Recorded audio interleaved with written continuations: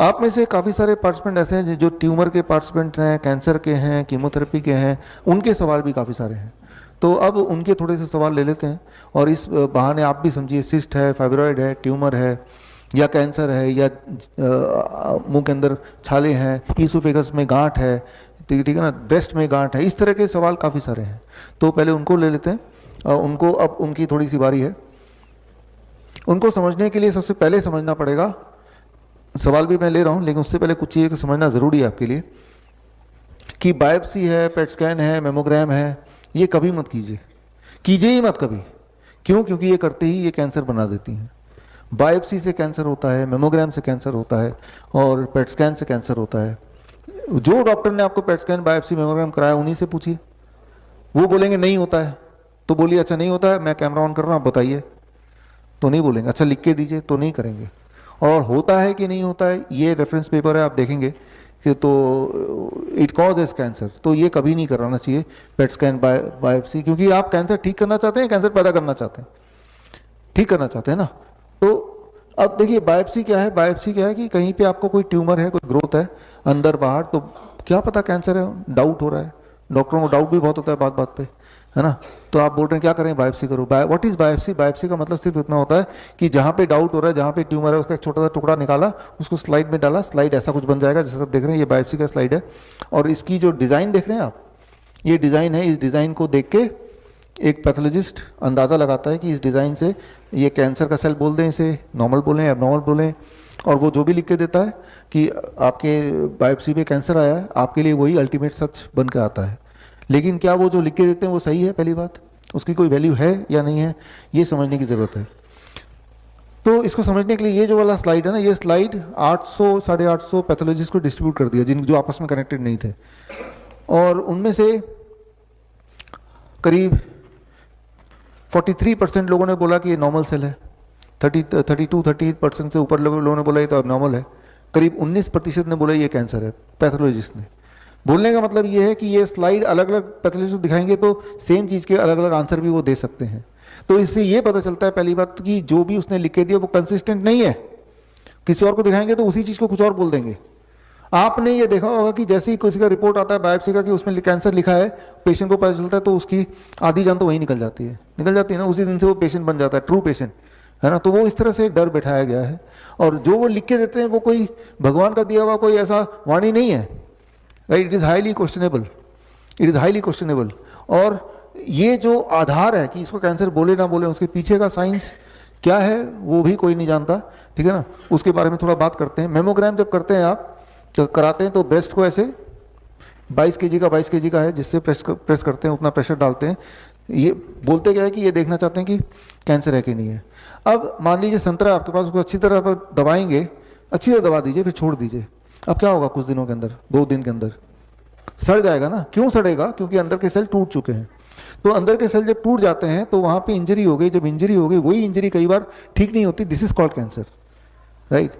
तो इंजरी पहले से अगर कोई ट्यूमर है वो अपनी जगह पे इंटैक्ट है, जैसे उसको तोड़ दिया अब वो फैल गया, ठीक है। दैट इज हाउ कि मेमोग्राम कॉजेज कैंसर। और जो मैं बता रहा हूँ ये मेरे कोई अनुमान नहीं बता रहा हूँ, ये सारा लिखित में एविडेंस बेस्ड है, वो एविडेंस दिखाता हूँ। पेट स्कैन करते हैं, आप में से कुछ लोगों की रिपोर्ट भी मेरे पास है। पेट स्कैन में क्या करते हैं, पेट स्कैन में आपके बॉडी के अंदर एक फ्लूइड डालते हैं ना, फ्लोरो डाइऑक्साइड ग्लूकोज। ये समझना जरूरी है क्योंकि लाइफ आपकी है। पेट स्कैन क्या होता है? पेट स्कैन का आधार ये है कि आपके बॉडी के जो सेल ज़्यादा शुगर खाएंगे हमारे हिसाब से वो कैंसर सेल है। कैंसर सेल की पहचान क्या बोल रहे हैं? जो शुगर ज़्यादा खाएगा वो कैंसर सेल है। जैसे मान लो आपको कैसे पहचान है कि कौन सा बच्चा ज़्यादा शैतानी करेगा, तो आपने ये रूल बना दिया, अपने हिसाब से लॉजिक बना दिया, जो बच्चा ज़्यादा खाना खाएगा तो वही शैतान बच्चा होगा। तो हो सकता है जो बच्चा ज़्यादा खाना खाता है वो शैतान बच्चा हो सकता है जो कम खाना खाता है वो भी शैतान बच्चा हो सकता है ना, कोई कोरिलेशन तो है नहीं। ठीक उसी तरह से एक मनगढ़ंत कि जो सेल ज़्यादा शुगर खाएंगे हमारे हिसाब से वो कैंसर सेल है। पेट स्कैन करते हैं, बोलते हैं कैंसर ब्रेन में फैल गया, स्टमक में फैल गया, बोलते हैं ना। तो आपके बॉडी में शुगर डालते हैं, फिर ये देखते हैं कि शुगर कौन से बॉडी के पार्ट ने ज़्यादा एब्जॉर्ब किया, खाया। लेकिन कैसे पता चलेगा कौन से पार्ट ने ज़्यादा एब्जॉर्ब किया? उसके लिए शुगर के साथ रेडियो एक्टिव मेटेरियल को बाइंड कर देते हैं। रेडियो एक्टिव मेटेरियल बॉडी नहीं खा सकता, तो शुगर खाएंगे तो रेडिएटिव मटेरियल वहाँ पे इकट्ठा हो जाएगा, और रेडिएटिव मटेरियल की चमक जो कि हम स्कैन से पता कर सकते हैं, वो चमक से पता चलेगी यहाँ ज़्यादा रेडिएटिव मटेरियल इकट्ठे हो गए हैं, तो यहीं पे ज़्यादा शुगर की खपत हुई होगी, तो ये आपका कैंसर यहाँ फैल गया। या फिर यहाँ भी चमक दिख रहा है तो यहाँ भी फैल गया, ठीक है ना। इस केस में यहाँ चमक दिख रहा है तो यहाँ भी फैल गया। तो जितनी जगह कैंसर ये चमक दिख रही है उतना स्टेज कैंसर। यहाँ 4 जगह दिख रहा है ना, तो इस वाले को बोल देंगे 4th स्टेज कैंसर। यहाँ 3 जगह दिख रहा है ना, तो बोल देंगे 3rd स्टेज कैंसर, ठीक है। जब स्टेज का मतलब क्या, स्टेज का मतलब ये नहीं कि वो ज्यादा बीमार है।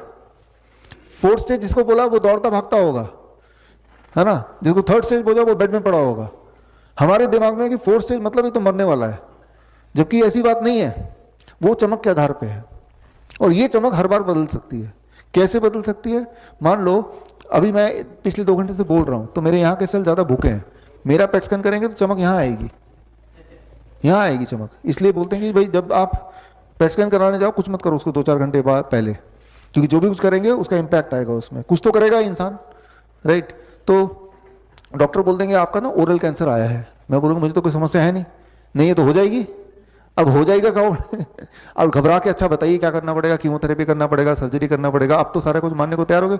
जब आप डर जाते हैं तो आपको लूटना आसान हो जाता है ना। तो लूटने के लिए पहले तो डराएंगे। डराने का हथियार क्या है? ये पेट स्कैन है।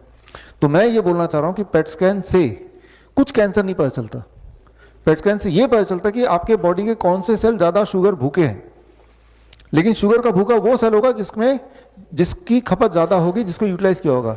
अगर मैं इस हाथ से जिम करूं 1 घंटा, फिर इस बॉडी का पेट स्कैन कराऊं, तो यहां पे चमक आएगी। अगर मैं साइकिल लेके जाऊं पेट स्कैन कराने के लिए, साइकिल चलाते हुए, तो प्रोस्टेट में कैंसर आएगा। ये समझने वाली बात है। अगर मैं इंसुलिन, जो डायबिटीज के पेशेंट इंसुलिन यहां से इंजेक्ट करेंगे, अब पेट स्कैन कराएंगे, तो जहां पे इंजेक्ट किया वहां पे चमक ज्यादा दिखाई देगी, ठीक है ना। लेकिन डॉक्टर की भाषा में क्या, आपका कैंसर तो आपके हाथ तक फैल गया। आप समझ रहे हैं? तो पेट स्कैन जो है वो कैंसर डायग्नोज नहीं करता। हद से ज्यादा वो ये बताता है कि इस वक्त जब हम पेट स्कैन कर रहे हैं तो बॉडी के कौन सा वाला ऑर्गन ज्यादा शुगर खा रहा है, बस इतना पता चलता है। लेकिन जो ऑर्गन ज्यादा शुगर खाता है तो जरूरी नहीं कि वो कैंसर सेल हो ही या नहीं हो, या जो सेल कम शुगर खा रहा है ये जरूरी नहीं कि वो कैंसर सेल नहीं है। कुछ नहीं पता उसका, ठीक है, क्योंकि कैंसर सेल का डेफिनेशन है ही नहीं कि वो ज्यादा या कम शुगर खाएगा, ऐसा है नहीं। तो एक तो कुछ पता नहीं चल रहा, दूसरा आपके बॉडी में रेडियोएक्टिव मटेरियल डल गया। 8वीं में पढ़ी आपने रेडियोएक्टिव मटेरियल कॉजेज कैंसर, पढ़ा है ना? नहीं पढ़ा तो पेट स्कैन जब कराने से पहले आप साइन करते हैं उसमें पढ़ा होगा कि आपके बॉडी में रेडियोएक्टिव मटेरियल डाला जा रहा है। तो आप कुछ समय तक, कुछ दिनों तक छोटे बच्चों के करीब नहीं जाना, प्रेग्नेंट वुमन के करीब नहीं जाना, because they may get cancer from you because you are having a radioactive material circulating in your blood stream. अगर आपके बॉडी में रेडियोएक्टिव मटेरियल सर्कुलेट कर रहा है जिससे किसी और को कैंसर हो सकता है, तो क्या आपको हो सकता है कि नहीं हो सकता है ना?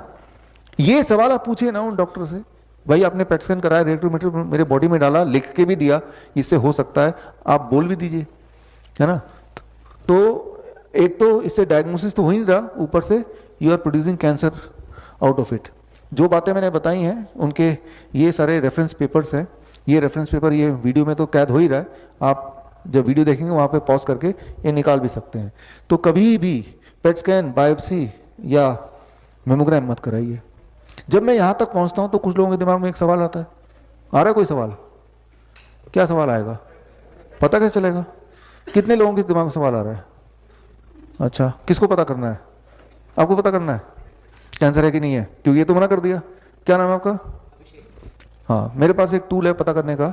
ये तो नहीं करेंगे, कैसे पता चलेगा? ये अभिषेक जी पूछ रहे हैं, अभी पता कर देते हैं। अभिषेक का कैंसर है कि नहीं पता करना है। मेरे पास ये कॉइन है, हेड आया तो इनको कैंसर है, टेल आया तो कैंसर नहीं है। अभिषेक जी आपका टेल आ गया, कैंसर नहीं है। अब मैंने जब ये टेस्ट किया, मेरा टेस्ट है कॉइन टॉस टेस्ट, और मैंने इनको रिजल्ट भी दे दिया लिखे में, आपका कैंसर नहीं है। अब ये बीच में आके ऑब्जेक्ट करेंगे, क्या ऑब्जेक्शन होगा? ये तो रैंडम है, जितनी बार टेस्ट करोगे उतनी बार कुछ और रिजल्ट आएगा, ये बोलेंगे ना। ये मैं बोलूंगा इसमें भी तो ये है, जितनी बार करेंगे उतनी बार कुछ और रिजल्ट आएगा। जब उनको ऑब्जेक्शन आज तक नहीं किया तो मुझे कैसे कर रहे हैं?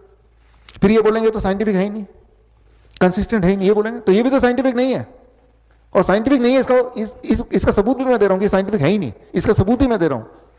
जब इसको ऑब्जेक्शन नहीं कर रहे हैं आप, जो आपके बॉडी में कैंसर ला भी सकता है, तो मेरे इस टेस्ट से तो कम से कम कैंसर बॉडी में तो नहीं आएगा ना, है ना। तो जितनी बार आपके दिमाग में ये आएगा कि कैसे पता करें, फिर उतनी बार ये जेब से कॉइन निकालिए, ऐसे पता करें। ये जितना एक्यूरेट है उतने एक्यूरेट ये है। कम से कम ये कोई डैमेज नहीं कर रहा बॉडी में, वो तो डैमेज भी कर रहा है आपकी बॉडी में, है ना।